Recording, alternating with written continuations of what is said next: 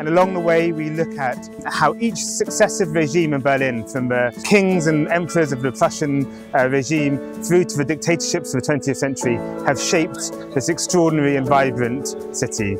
And we'll get it all in just 90 minutes.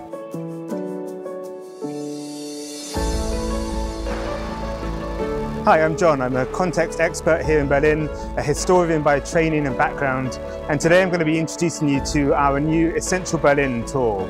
This tour will take us from this marvellous 13th century medieval church behind us, the oldest church in Berlin.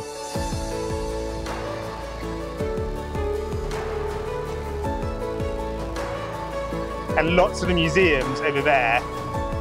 And that's basically what Museum Island is. It's a whole collection of different kings, mainly patronising these buildings. It's one of the main forgotten stories of Berlin. And actually, funnily enough, and kind of in contrast to what we think of today as student movements, ministries were on this street, Wilhelmstrasse.